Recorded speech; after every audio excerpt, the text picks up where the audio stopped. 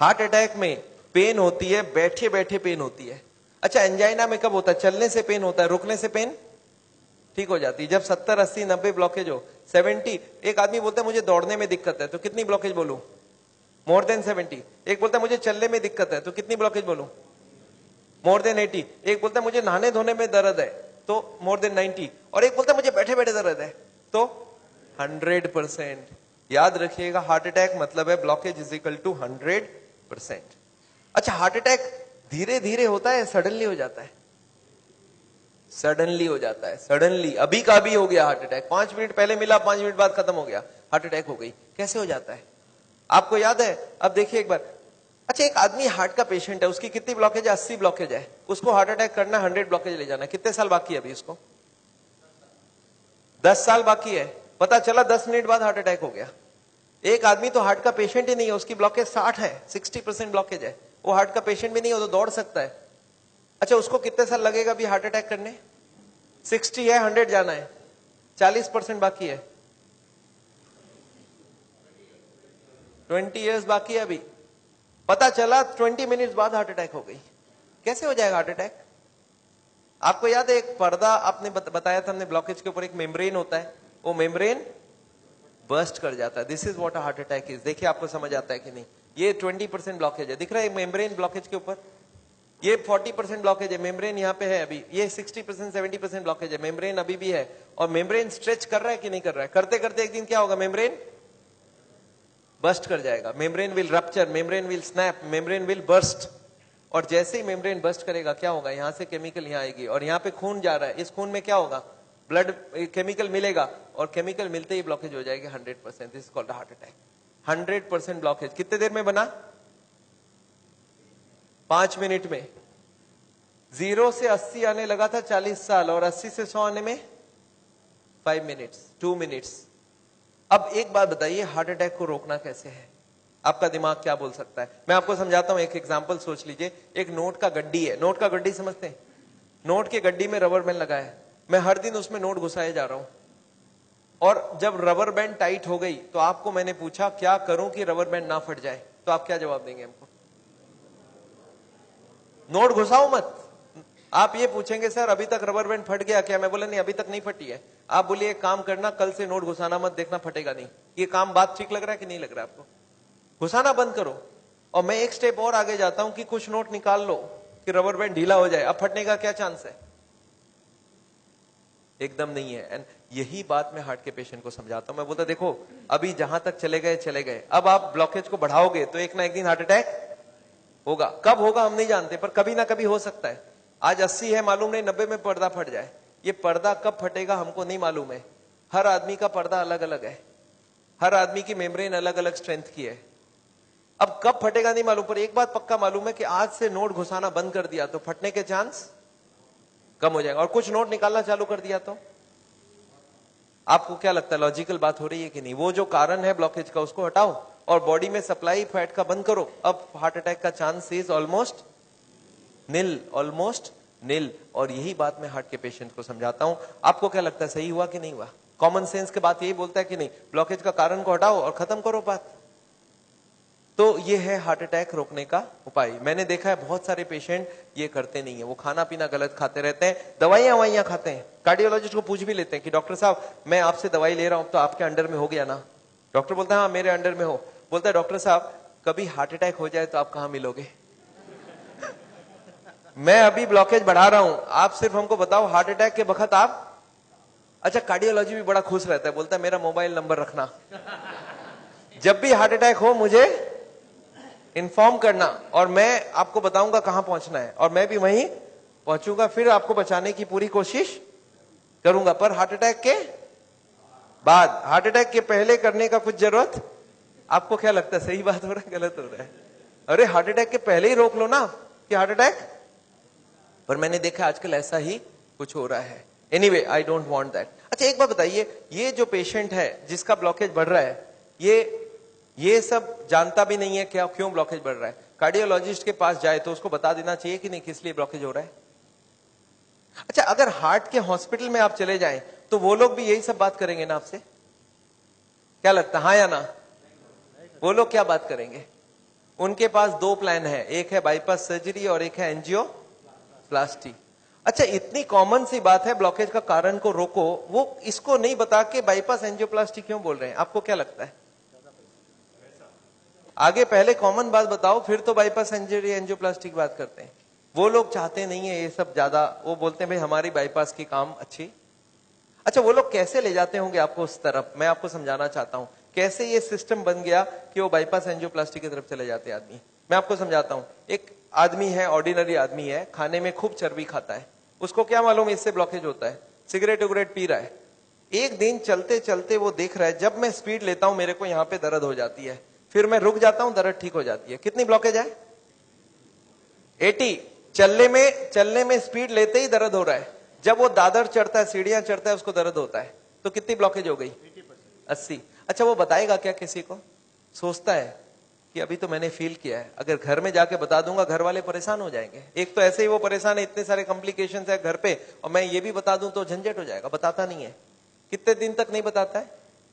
2 4 6 महीने तक वो खींचता रहता है। क्या करता है? जब भी स्पीड लेने का काम होता है बोलता है मैं धीरे धीरे जाऊंगा, आप छोड़ दो, जाने दो। जब दादर चढ़ना होता है तो धीरे से चढ़ता है, सामान उठाना होता है नहीं उठाता है। पर धीरे धीरे पता चल जाता है। एक दिन वाइफ बोलती है आप स्पीड में चलिए, पेशेंट बोलता है मेरे से स्पीड नहीं चला जाता है। बोला क्यों? बोलता मेरे को यहाँ दर्द होती है। वाइफ बोला आपने कभी बताया नहीं? बोलता नहीं, वो तो थोड़े दिन से हो रहा है ना, कुछ दिनों से। वाइफ अब छोड़ देगी वाइफ या नहीं छोड़ेगी? वाइफ बोलती है चलो कल डॉक्टर के पास जाएंगे। तो लोकल कार्डियोलॉजिस्ट के पास पहुंच गए। अच्छा, लोकल कार्डियोलॉजिस्ट को जाके बता दिया कि डॉक्टर साहब जब मैं स्पीड लेता हूं तो यहाँ पे छाती में दर्द हो जाता है, फिर रुकता हूं ठीक हो जाता है। अच्छा, उनको कुछ आइडिया लग जाएगा? वो ईसीजी करके देखते हैं, उसमें कुछ नहीं आता है। पेशेंट बोलता है सर ईसीजी में नहीं आएगा, आप चला के ईसीजी लीजिए तब आ जाएगा। उसको मालूम है चलने से दर्द होता है। तो डॉक्टर स्ट्रेस टेस्ट कराता है, उसमें खराबी आ गई। अब इसका मतलब क्या हो गया? हार्ट की बीमारी है या नहीं है? ऑलमोस्ट पक्का हो गया। अब कार्डियोलॉजिस्ट क्या बोलते हैं? बोलते देखो आपको हार्ट की बीमारी हो गई है। पेशेंट घबरा जाता है, बोलते सब क्या करूं? बोलते एक काम करो, मैं एक हॉस्पिटल का नाम लिख के देता हूं, उसमें चले जाओ, और एक कार्डियोलॉजिस्ट का नाम लिख के देता हूं, उसके पास चले जाना, और वहां पे वो जाके एंजियोग्राफी करेंगे, उससे पता चलेगा ब्लॉकेज है या नहीं है, और उसके बाद वो बाईपास सर्जरी एंजियोप्लास्टी जो भी बोलेंगे वो सब करवा लेना। पेशेंट बोलता है इसका मतलब वो सब करा लो। बोला हाँ, जो भी निकलेगा उस हिसाब से करा लेना। पेशेंट बोलता है सर और कोई बात? बोला एक काम कर देना मेरा, उनको बता देना मैंने ही आपको वहां पे भेजा है। अच्छा, इसका भी कुछ फायदा है ना? अच्छा, अब आप कहां चले गए नेक्स्ट डे? पेशेंट पहुंच गया हार्ट के हॉस्पिटल में, कार्डियोलॉजिस्ट को बता दिया कि मैं स्पीड लेता हूं, मेरे को छाती में दर्द होता है। कार्डियोलॉजिस्ट को कुछ समझ आ गया क्या? उनको बहुत अच्छे से समझ आ गया, एक नया पेशेंट आ चुका है। अच्छा, वो बोलते नहीं ऐसा, वो क्या बोलते हैं? वो बोलते हैं मेरे को डाउट है ये ब्लॉकेज है या नहीं है। अच्छा, पेशेंट खुश हो जाता है। पेशेंट बोलता है वो डॉक्टर तो मेरे को डरा ही दिया था, बोलता हार्ट की ब्लॉकेज है, और ये बड़ा डॉक्टर ये बोलता है मेरे को डाउट है। पेशेंट बोलता है मेरे को हार्ट की बीमारी हो ही नहीं सकता। अरे मैं कभी कोई गलत काम किया ही नहीं, सिगरेट तो बहुत लोग पीते, मैं भी पीता हूं, और चर्बी उर्बी तो बहुत लोग खाते, मैं तो थोड़ी बहुत ही खाता हूं। तो पेशेंट क्या सोचता है कि कुछ निकलेगा तो नहीं, डॉक्टर ठीक ही बोल रहा है, कुछ मिलेगा ही नहीं। पेशेंट बोलता है सर कोई उपाय है, पता चल जाए ब्लॉकेज कितना है। कार्डियोलॉजिस्ट बोलते हैं बस एक एंजियोग्राफी कर लेते हैं, आपको देख लेते हैं है या। अच्छा, पेशेंट मान जाएगा नहीं मान जाएगा? पेशेंट बोलता है सर कोई भी टेस्ट हो मैं तैयार हूं, आप बोलो क्या क्या कराना है। बोलते नहीं, आपको एडमिट करके आपके अंदर एक तार घुसाएंगे और उसमें जान भी जाने की चांस है। अच्छा, पेशेंट फिर भी नहीं चाहता है कुछ, तो बोलते बिना तार घुसाए कुछ कर लीजिए ना, पता करना है ना ब्लॉकेज, कर लीजिए आप। कार्डियोलॉजी बोलते नहीं, एंजियोग्राफी बिना कुछ नहीं पता चलेगा। अच्छा, एंजियोग्राफी हो जाएगा नहीं हो जाएगा? एंजियोग्राफी हो जाता है। पेशेंट बोलता है चलो एक बार करा लेते हैं, फिर घर जाके सोचेंगे ब्लॉकेज मिल तो जाए, देखे तो सही कितना है, फिर जाके घर में। अच्छा, पेशेंट प्लान कर लेता है। क्या प्लान करता है? कि मेरी 30-40 ब्लॉकेज तो हो सकती है, मैंने गलत काम किया है, बड़े दिनों से मेरे को कोई नहीं बोला था फैट नहीं खाना, मैं खाया हूं, सिगरेट नहीं पीना मैंने पिया हूं, तो कुछ ब्लॉकेज मिलेगा। और प्लान क्या बनाता है कि घर जाके कल से सारा खाना पीना बदल दूंगा, वॉकिंग चालू कर दूंगा, एक्सरसाइज चालू कर दूंगा। एकदम प्लान करके एंजियोग्राफी में जाता है कि कल खाली रिपोर्ट लेके घर जाना है। अच्छा, रिपोर्ट में कुछ, एंजियोग्राफी होने के बाद रिपोर्ट में कुछ मिलेगा या नहीं मिलेगा? रिपोर्ट में एंजियोग्राफी में कितनी ब्लॉकेज मिलेगी? 70, 80 एंड 90। अच्छा, जब 80 ब्लॉकेज मिल जाए, कार्डियोलॉजी सडनली बदल जाता है। वो बोलते हैं you are very lucky. Patient बोलता है लकी मतलब कुछ भी नहीं मिला आपको? बोला लकी इसलिए कि आप ठीक टाइम में यहां तक पहुंच गए, थोड़ा सा लेट आते तो कुछ भी हो सकता था। पेशेंट बोलता है इसका मतलब कुछ सीरियस बात है। बोला आप बचे कैसे, मेरे को समझ नहीं आ रहा है। यू आर वेरी लकी, अभी तक बच गए आप। अब आपका बचने का चांस बहुत कम है। पेशेंट बोलता है पर हुआ क्या? बोलता 80% ऑलरेडी फिनिश्ड, बस अब बस थोड़ा सा ही है। You are carrying an atom bomb. अच्छा, पेशेंट बोलता है सर एक काम कीजिए, आप रिपोर्ट मुझे दे दीजिए, मैं घर जाऊंगा। बोलता है घर आप पहुंचेंगे कैसे? उसके पहले ही हार्ट अटैक हो जाएगी। अच्छा, आपको क्या लगता है डॉक्टर को मालूम है कि हार्ट अटैक कल होगा आज होगा? उसको तो ये भी नहीं मालूम 70 है 80 है या 90 है। क्यों ऐसा बोला जा रहा है? To create a fear. और फियर से क्या होगा फिर? ऑपरेशन के लिए इमीडिएटली, बहुत सारे लोगों को इतना बोलने का जरूरत ही नहीं, हो तो इमीडिएट तैयारी हो जाता है। हार्ट का सुनते हैं उसके मन में ऐसे ही डर रहता है, उसको ज्यादा डराने का। पर कभी कभी पेशेंट बोलता है सर एक बात बताइए, ब्लॉकेज तो कल भी था, ब्लॉकेज तो आज भी है, कल तक तो मैं सारा ही काम कर रहा था, ये पेन तो मेरे को बड़े दिनों से है, मैं अब तो पता चला हूं। तो आप एक काम करिए, मेरे को आप डिस्चार्ज कर दीजिए, मैं घर जाके फिर सोचूंगा। बोला नहीं, आप एक काम कीजिएगा, आप करवट भी लेंगे ना तो हमको पूछ लीजिएगा। पेशेंट बोलता है नहीं सर मैं तो घर जाऊंगा। बोला आप रुकिए, आपके घर वालों से मैं पूछता हूं। अच्छा, घर वाले बाहर कौन कौन वेट कर रहे होंगे? सारा खानदान वेट कर रहा होगा। वहां पे जाके क्या बोलना है कि patient is very critical, any moment he can die. आप बोलो मैं बचाने की कोशिश करूं और जाने दूं। अच्छा, आंसर क्या होगा? वाइफ क्या बोलेगी कि जिंदगी भर इन्होंने मेरे लिए किया, आज मेरे को चांस मिला, आज तो मैं ऑपरेशन। वाइफ बोलती है कोई चीज का भी कोई भी कंजूसी हमें नहीं करना है, इनको तो बचाना। अच्छा, बेटा मानेगा कि नहीं?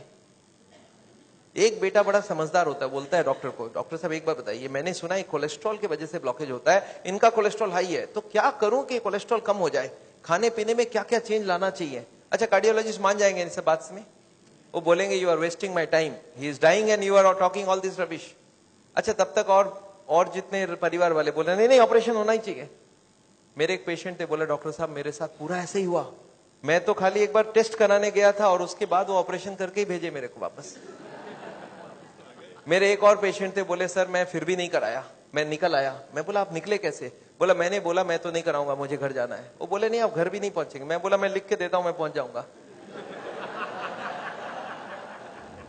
फिर मैंने लिख के भी दे दिया, फिर भी वो जाने नहीं दिया। फिर मैंने लास्ट बोला, मैंने बोला देखो मैं करने तैयार हूं, पर प्रॉब्लम है मेरे पास पैसे नहीं है, आप फ्री का कोई ट्रीटमेंट हो तो करवा डालो। तब इन्होंने बोला कोई प्रॉब्लम नहीं है, आप घर चले जाओ। फिर मैं जब घर जाने लगा तब फिर से बुलाया उन्होंने, बोला अब आप एक बार बताओ ये इतने पैसे आप कितने दिन में इकट्ठा कर सकते हो? तब मैंने बोला देखिए मुझे प्रॉपर्टी बेच के आना होगा, 2 महीना लगेगा। फिर मुझे 2 महीना उन्होंने टाइम दे दिया। बोला अब कोई प्रॉब्लम नहीं है, 2 महीने बाद ही ऑपरेशन होगा। आपको समझ आ रहा है ऑपरेशन कब रुक सकता है? दिस इज, मैं ये नहीं बोलूंगा सारे जगह एग्जैक्टली यही हो रहा है, पर इसका ही कुछ छोटा मोटा रूप ये हॉस्पिटल का सिस्टम है। पर एक बात मैं जानता हूं, हॉस्पिटल को ये चॉइस देना चाहिए पेशेंट को। देखो the blockage is so much so much so much, these are the reasons. आप देखो क्या चाहते हो। आप अगर अपने आप को बदलोगे तो ऑपरेशन रुक सकती है। आप नहीं बदलना चाहते हो तो मैं ऑपरेशन कर दूं, उसके बाद जाके बदलने का कोशिश करो। But the hospitals don't give chance. उनको मालूम है ये एक मौका है, ऑपरेशन कर लेते हैं, बट उसके बाद भी उनको यही करना पड़ेगा। लाइफस्टाइल चेंज तो पेशेंट को फिर भी करना पड़ेगा। मैं जानता हूं हार्ट के पेशेंट्स को मैं 3 चीज देखते दिखाऊं, एक तो दवाइयां हैं, एक बाईपास और एक एंजियोप्लास्टी। ये दवाइयां मैं आपको एक बार समझाना चाहता हूं दवाइयां क्या काम करती है, और another 10 minutes I will take. देखिए ये ट्यूब है जिसमें कोई ब्लॉकेज नहीं है और ये 80-90% ब्लॉक है, दिख रहा है आपको? अब ये पेशेंट को चलने से दर्द होता है, एक दवाई ऐसी है जो दवाई देते ही ये दर्द कम हो सकती है। कौन सी दवाई है? सॉर्बिट्रेट। नाम सुना आपने? क्या करता होगा सॉर्बिट्रेट? देखिए क्या करता है Sorbitrate. This is what is the action of Sorbitrate. क्या हुआ? ट्यूब चौड़ी हो गई, ब्लॉकेज वहीं की वहीं रह गई, ट्यूब चौड़ी हो गई, ट्यूब थोड़ा फैल गया, फैलते क्या हो गया? ब्लड सप्लाई बढ़ गई। पेशेंट बोलता है मुझे अब कोई दिक्कत नहीं है, पर यह दवाई का असर रहेगा 8 घंटे बाद, तो 8-8 घंटे में एक सॉर्बिट्रेट देनी पड़ेगी। एक पेशेंट मेरे को बोला मैं सॉर्बिट्रेट नहीं लेता हूं, मैं मोनोट्रेट लेता हूं। मैं बोला वो भी सॉर्बिट्रेट का ही भाई है। तो ये जितने भी सॉर्बिट्रेट है उनका नाम मैं आपको दिखा सकता हूं। These are all kinds of sorbitrate and all. ये सब दवाई हम लोग दे देते हैं। सॉर्बिट्रेट, इस्मो, आइसोडिल, मोनोट्रेट, नाइट्रोफिक्स, एंजिसेड, इमडूर, वेंजिकॉर, वेसोट्रेट, मोनोट्रेट, सॉर्बिट्रेट, मोनोसॉर्बिट्रेट, नाइट्रोकंटीन, वेसोप्रीन, मोनोस्प्रीन, इस तरह की दवाइयां हम हार्ट के पेशेंट्स को दे देते हैं। एनीवे दवाइयां बहुत सारे तरह के मिलती है। एक होता है हार्ट की ऑक्सीजन की जरूरत को कम कर देता है, इसको बोलते हैं beta blocker, calcium channel blocker, फिर एस इनहिबिटर, ऐसे करके बहुत सारी गोलियां हम लोग हार्ट के पेशेंट्स को दे सकते हैं। I am not going to go into that detail. कुछ ब्लड पतला करने का दवाई भी देते हैं, आपने देखा नाम, इकोस्प्रिन, कोल्स्प्रिन, एएसए, डेलिस्प्रिन, डिस्प्रिन, क्लोपिग्रेल, क्लोपिलेट, क्लोपिवास, सिरुविन, क्लैबिक्स, क्लोट्रेल, फ्लैजरिल, स्ट्रोमेक्स, डीप्लैट, इस तरह की गोलियां हम लोग देते हैं ब्लड को पतला करने के लिए। पर ये गोलियां देने से भी पेशेंट ठीक नहीं होता है, तो इसके लिए मैं चाहता हूं वो लाइफस्टाइल चेंज करें, अपनी ब्लॉकेज को कम करें कि उनको देने की जरूरत पड़े ही नहीं। अच्छा, ये गोलियां इतनी खाएगी, इसके साइड इफेक्ट्स होती है क्या? अगर साइड इफेक्ट होती है कॉन्स्टिपेशन, तो कॉन्स्टिपेशन की और गोली दूंगा, और एसिडिटी हो जाए तो एसिडिटी की गोली दूंगा, और नींद ना आए तो नींद की गोली दूंगा। अच्छा बताइए, बीमारी ठीक हो रहा है कि नहीं हो रहा है? आई एम नॉट कीन, मैं जानता हूं दवाई आज जरूरत है, पर कल दवाई की जरूरत ना हो उसका बंदोबस्त करना बहुत जरूरी है। इसके बाद चलते हैं, ये एंजियोग्राफी क्या चीज है। हॉस्पिटल में जाते हैं, एंजियोग्राफी करते हैं, और ये एंजियोग्राफी मुझे पसंद क्यों नहीं है मैं आपको बताना चाहता हूं। This is what is the problem with angiography.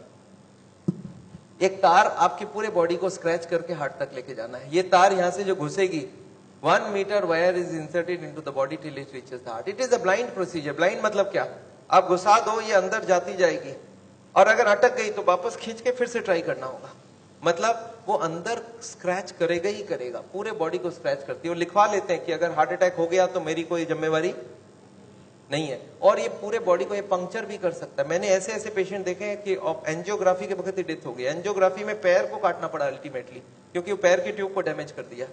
तो एंजियोग्राफी मैं नहीं चाहता हूं। और उसके बाद क्या होगा? इनएक्यूरेसी अबाउट द रिपोर्ट, और उसके बाद pressure from the cardiac doctors for the next operation. Patient को लगता मेरे को इमरजेंसी हो गया, बट इमरजेंसी प्रिसिपिटेट कराया जा सकता है। एनीवे, ये एंजियोप्लास्टी जो है, ये दो ऑपरेशन, दो चीज वो लोग करते हैं, एक एंजियोप्लास्टी, एक बाईपास सर्जरी। मैं एंजियोप्लास्टी 2 मिनट आपको समझाना चाहता हूं। What is this angioplasty? एक स्टेंट लगाते हैं, सुना आपने नाम? एक रिंग लगा देते हैं हार्ट में। What is this? Let me explain what is this. पिछले 20 साल में ये जो एंजियोप्लास्टी है, ये बार बार फेल किया और बार बार इसको सक्सेस बताया गया। पहले आई थी बेलूनिंग, बेलून एंजियोप्लास्टी। उसके बाद बहुत सारे तरह के एंजियोप्लास्टी आई, ऑर्डिनरी स्टेंट आई, फिर गोल्ड स्टेंट आई, फिर रोटा ब्लेडर आया, रेडियो एक्टिव स्टेंट आई, लेजर एंजियोप्लास्टी आई, आजकल चल रहा है ड्रग कोटेड स्टेंट। पर ये सारे के सारे फेल हुए हैं। क्यों फेल हुए एक बार समझाना चाहता हूं। देखिए, ये बेलूनिंग क्या चीज है, या याद है आपको? एंजियोग्राफी के वक्त तार अंदर घुसाई थी, वो कहां तक गई थी? हार्ट तक, यहां तक तार आई थी। इस तार के ऊपर ये बेलून होता है, इस तार को थोड़ा सा धक्का मारते हैं। कभी कभी कार्डियोलॉजिस्ट तार को अंदर रख के बाहर आ जाते हैं, आके बोलते हैं देखो तार अंदर है, बोलो तभी खोल दूं। आप बोलते चलो खोल दो, कितने लगेंगे? 2 लाख लगेंगे। 2 लाख दे दिया। अब ये तार को ये लोग धक्का देते हैं थोड़ा और, तो तार की जो बेलून है ये बीचों बीच आ जाती है ब्लॉकेज में। अब इस बेलून में पानी डालना होता है। ये बेलून ऐसा होता है, इसमें पानी डालते ही बेलून फूल जाती है। अच्छा, पानी कैसे डालेंगे? आपने होली में बेलून फुलाया एक सिरिंज से? सिरिंज में पानी ले लो, सिरिंज को दबा दो तो बेलून के अंदर पानी घुस जाए। तो बाहर से सिरिंज से पानी डालेंगे तो बेलून क्या होगा? फूल जाएगी। फूलते ही ब्लॉकेज कहां गई? साइड में दब जाएगा, ऊपर कंप्रेस्ड हो जाएगी, नीचे कंप्रेस्ड हो जाएगी। अच्छा, ये बेलून को जब पानी निकाल लेंगे तो क्या होगा? बेलून को वहां पे 2-4 सेकंड से ज्यादा नहीं रख सकते, क्योंकि हार्ट अटैक हो जाएगी, 100 हो जाएगी ब्लॉकेज। तो बेलून में पानी डाला और सिरिंज से वापस पानी खींच लिया। जैसे ही पानी खींचा, बेलून वापस चिपक गई, तार को पकड़ के बाहर निकाल लिया। Angioplasty is over. आपको समझ आ रहा है क्या करना पड़ा? ये तार यहां थी, इसी को थोड़ा आगे किया, बेलून डाल, पानी निकाल लिया और ब्लॉकेज वापस। अच्छा, ब्लॉकेज वापस आ जाएगी नहीं आ जाएगी इसके बाद? क्या लगता है आपको? This is elastic. इलास्टिक समझते हैं आप? ये लोहा या पत्थर नहीं, इलास्टिक है। और जैसे ही बेलून निकाल लिया, ब्लॉकेज वापस आने लग गई। थोड़े साल बाद यही कार्डियोलॉजिस्ट मान गए बेलूनिंग काम की नहीं है। पहले क्लेम किया था बेलूनिंग एक बार कराओगे जिंदगी भर चलेगी, फिर मान गए काम की नहीं है। फिर क्या हो गया? फिर वो बोले इसमें स्टेंट लगाना होगा। What is this stent? Look at this, this is a blockage. दिख रहा है आपको येलो कलर की? और इसके अंदर एक बेलून डाल दिया। आपको दिख रहा है ब्लैक कलर का बेलून?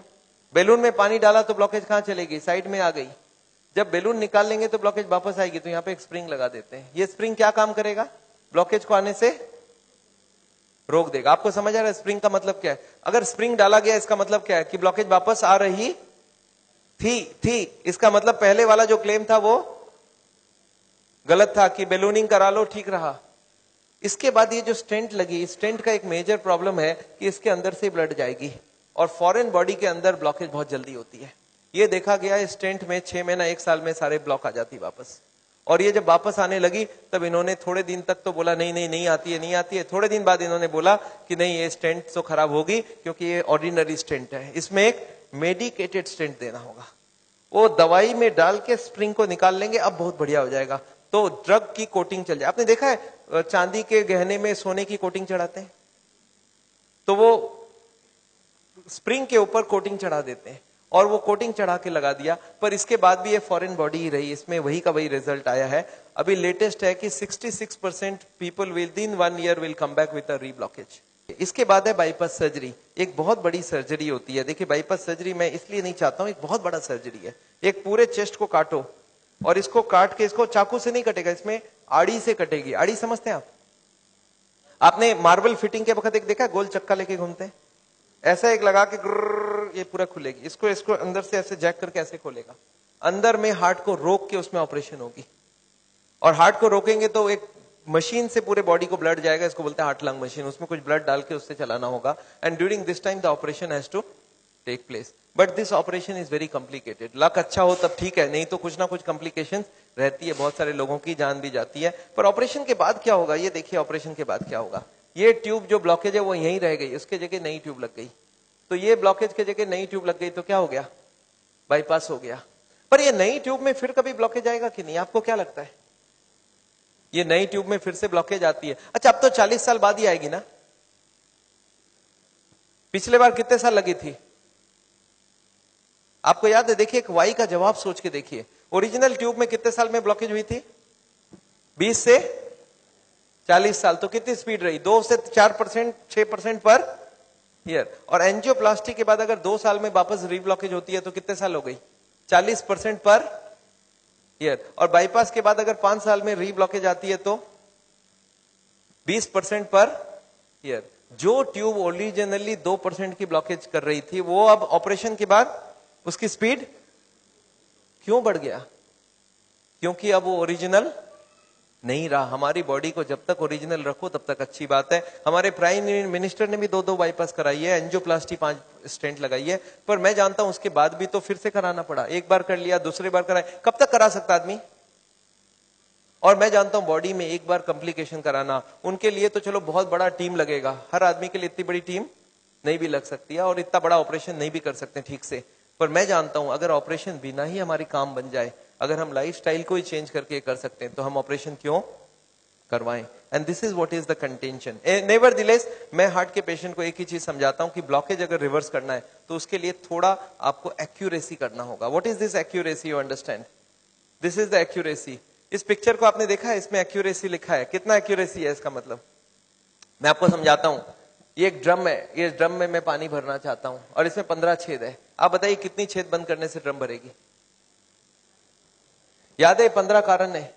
अब इसमें से कितने को कंट्रोल करूं कि ड्रम भर जाए? सारे को करना होगा। अच्छा मैं हार्ट के पेशेंट्स को क्या देखता हूं, उनको कुछ मालूम भी नहीं है इसके बारे में।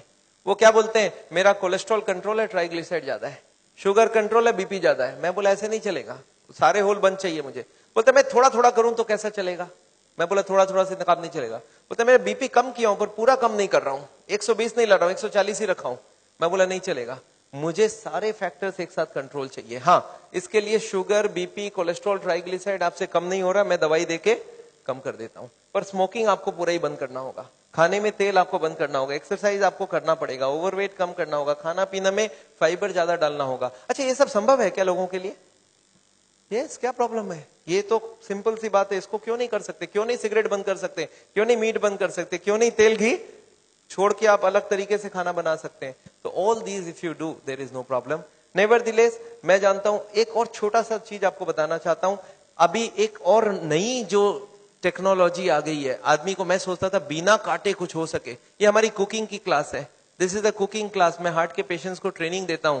This is my dietitian teaching cooking, 0 oil cooking to the patients wifes. मैं हार्ट के पेशेंट्स को योगा सिखाता हूं। मैं बोलता हूं कैसे भी करो, योगा करो आप, योगा करने की बहुत जरूरी है। उसके साथ उनको क्या करना चाहिए, क्या नहीं करना चाहिए, कितनी सामान उठानी चाहिए, गाड़ी चलानी चाहिए, स्कूटर चलाना चाहिए, ऑफिस जाओ तो क्या प्रिकॉशन लो, दादर चढ़ो तो क्या प्रिकॉशन लो। आगे कौन सी योगा करो, कब तक करो, कौन सी मेडिसिन लो, कब तक लो, एंड फॉर दिस हाँ मैं एक मैगजीन भी निकालता हूं, इसका नाम है साउल टाइम्स। ये मैगजीन मैं हर महीने निकालता हूं, दिल्ली से निकलती है, हिंदी और इंग्लिश में। अच्छा, आपको एक फॉर्म दिया गया है क्या? ऐसा देखिए तो, have you got a form like this? ये फॉर्म में अगर आप अपनी नाम एड्रेस भर के देंगे तो आपको ये मैगजीन आगे आपको मिलता रहेगा हर महीने, हिंदी में इंग्लिश में दोनों में मैगजीन है।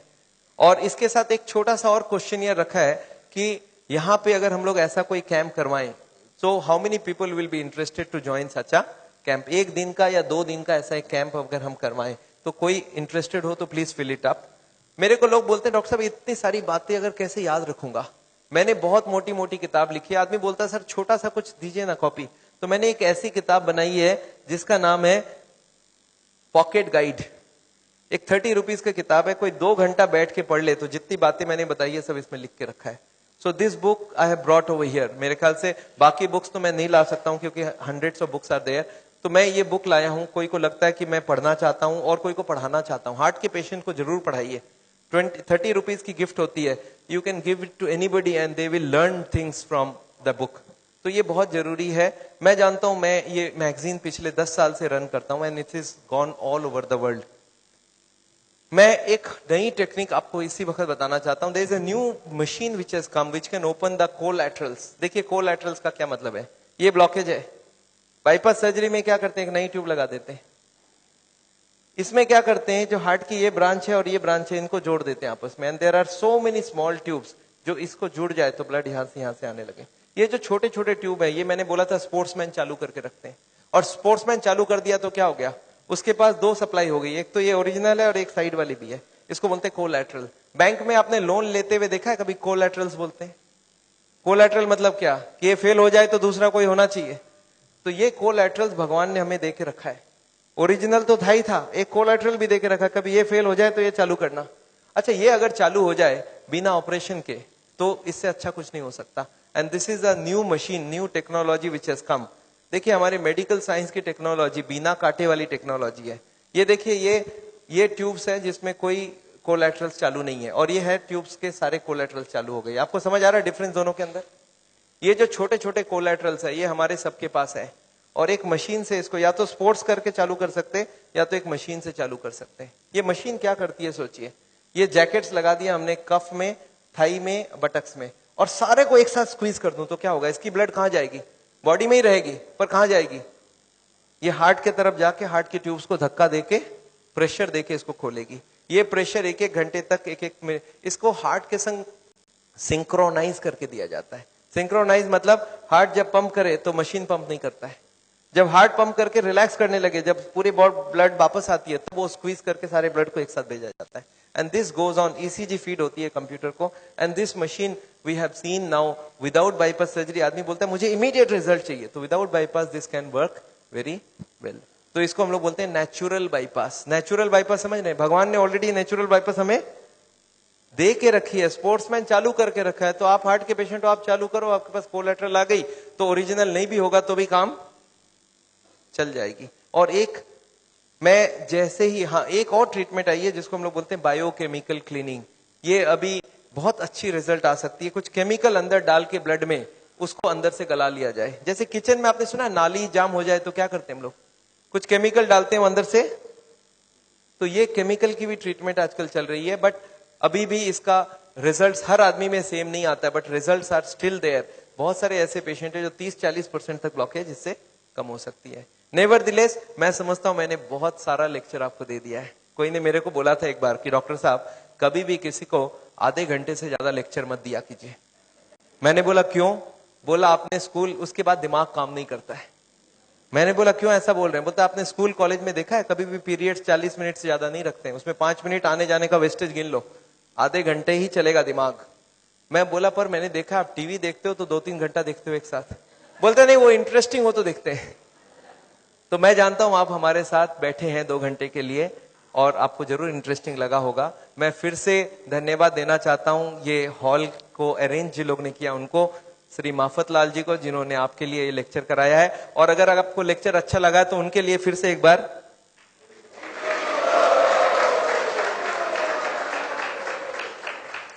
एनीवे मैं जानता हूं मैंने लेक्चर तो खत्म किया है और मैं चाहता हूं कि आपके पास अभी भी कुछ क्वेश्चंस जरूर होंगी।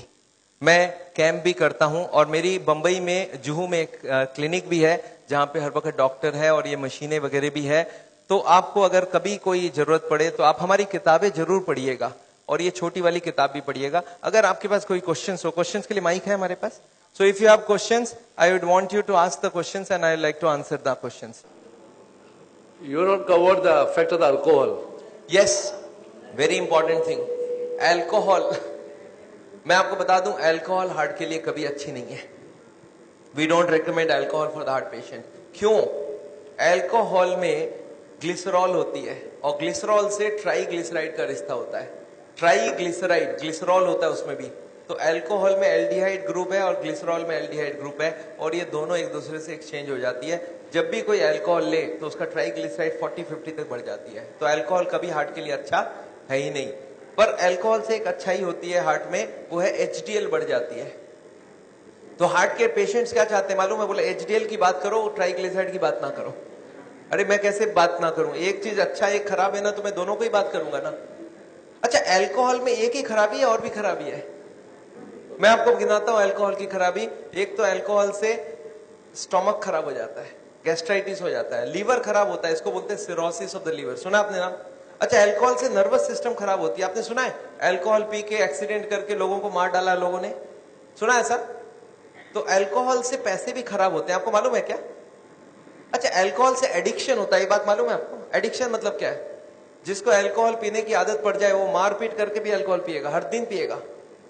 एक आदमी मेरे को बोला सर सबको ही नहीं होता है ऐसा। मैं बोला जो जो हो चुका है उसको जाके पूछो कि आप जब शुरू किए थे तब हर दिन पीते थे क्या? बोलते नहीं, मैं तो पहले एक ही बार पीता था, कभी जिंदगी में एक बार पिया पहले बार, फिर महीने में एक बार पिया, फिर हफ्ते में एक बार पिया, फिर हफ्ते में 3 बार पिया, फिर धीरे धीरे अब हर दिन पीने का आदत हो गया है। तो कौन गारंटी दे सकता है आप उसी एडिक्शन में नहीं जाओ?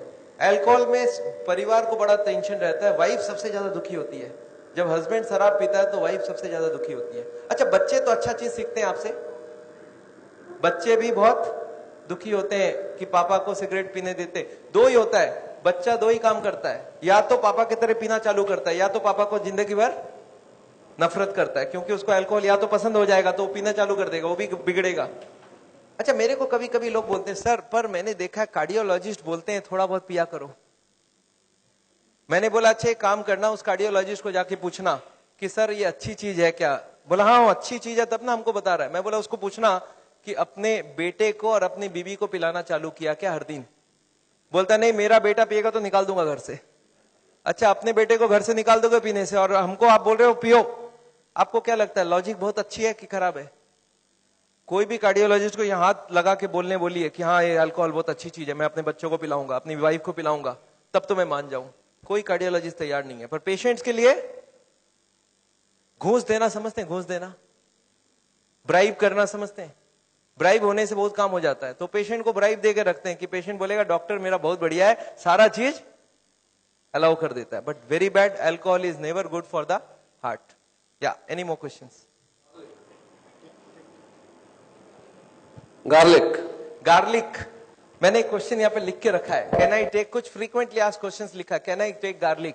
गार्लिक हार्ट के लिए अच्छा है, गार्लिक हार्ट के लिए अच्छा, पर नेसेसरी नहीं है जो नहीं खाता उसको ही खाना होगा।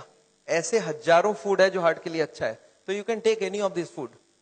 पर एक आदमी मेरे को बोला सर सिर्फ गार्लिक खाऊंगा मेरा ब्लॉकेज ठीक होगा कि नहीं? मैं बोला नहीं, जितने खराब वाले आइटम है सब बंद करने होंगे, जितने अच्छी वाली सब चालू करनी होगी। तो ऐसा नहीं कि गार्लिक इज अ पैनासिया, पर garlic is definitely good, cholesterol को कम करता है। या यस मैम।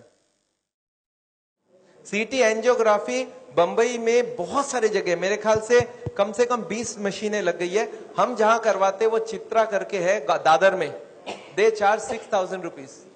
तो ये सीटी एंजियोग्राफी का लिए आपको अगर एड्रेस चाहिए, हमारी क्लिनिक का एड्रेस आपके पास है already. You call them up, they will give you the details. Okay So what is good cholesterol, and what if you have in the range of good cholesterol is higher than the normal range? So how does it affect the heart, and what is? See, good cholesterol is good. cholesterol को good क्यों बोला जाता है? It goes to the blockage, picks up the cholesterol and takes it out. So good cholesterol if you can increase it is wonderful. We want more than 40. तो good cholesterol बढ़ाने का कोशिश करिए, और इसके लिए बाजार में नहीं मिलता है। आप हमको ये नहीं बोल सकते सर 2 किलो मेरे लिए मंगवा दीजिए।